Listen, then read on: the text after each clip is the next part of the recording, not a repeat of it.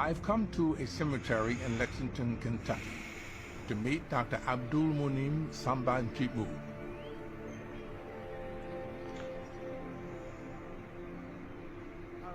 He followed Islam's holiest law in the face of great personal tragedy.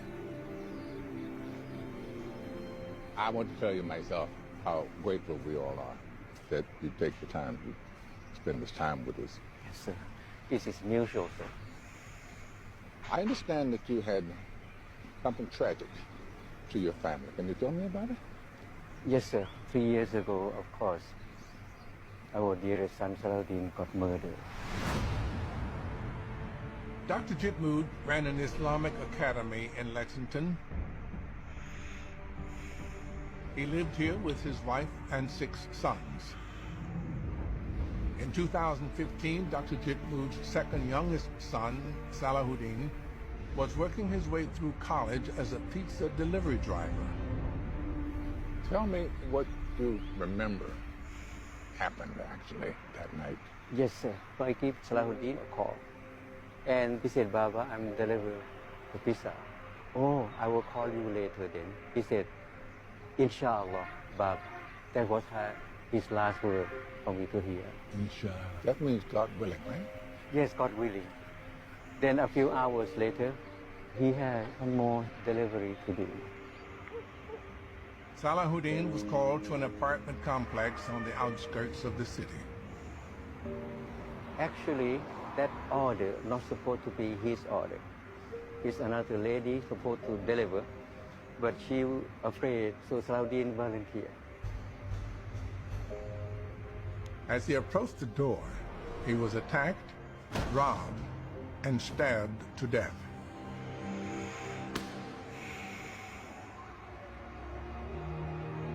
Did the police ever figure out who Yes, did catch him?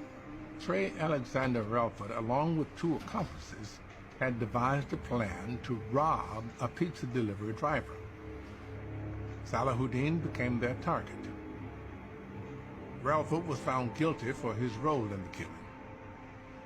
Dr. Jitmood agreed to a plea deal that kept Relford from receiving the death penalty. But it was what happened at the sentencing that caught the attention of the media. I don't blame you for the crime you did. No, I don't blame you. I'm not angry. I feel so sad for you that you have to be in this situation. I'm sorry about what happened that day. He's very remorseful, and he's apologetic to me. And I feel that he's looking for some caring, some comfort. That's why when I hugged him, I said that. Wait a minute. You hugged him? Yes, sir.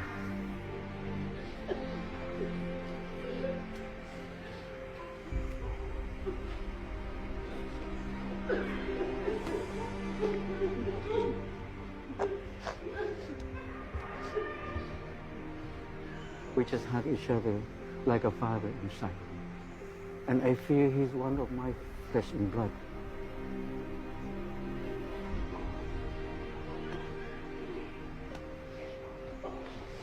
And I told him, oh my son, I have forgiven you.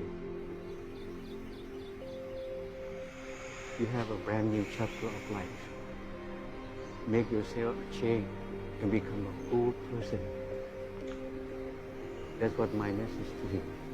I think this may be a good time to take a break. Thank you. Where do you get the, the mercy to do that? He's the murderer of your son, and you forgive.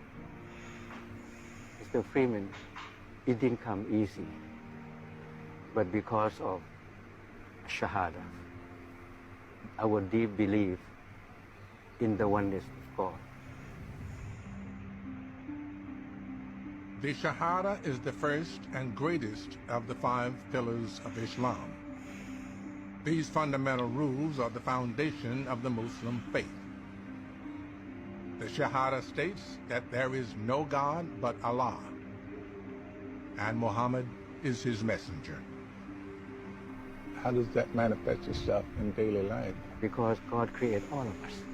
We have to be good to everyone and be merciful to the one who hurt us the most, so that we can earn Allah's forgiveness. It's Jesus' Sermon on the Mount. Yes, Forgive thine enemy. yes, sir. Now, there was a moment in the tragedy of Salahuddin's death that gave you some comfort. Yes, sir. By the time of death, Islam emphasized that you should have a moment to say La ilaha illallah with the finger up, to testify. The night of murder, there was a witness who had observed Salahuddin's body lean against the wall, and his finger go like this. She realized he's Muslim, because the way he raised finger, that means he recites Shahada. At the time of sorrow, God sent this incident to comfort me and all of my sons. Thank you so much. Thank you so much. And peace and blessings be upon you, sir.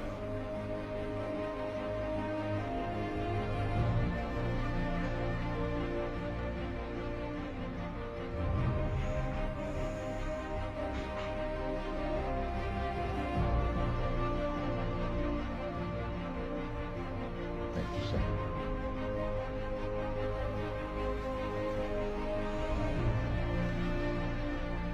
I find what Dr. Jitmuth did truly humbling.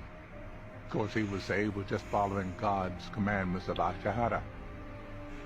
I think many people see God's commandments as just admonitions. What people like Dr. Jitmuth understand is that they are God's way of showing us how to live better lives.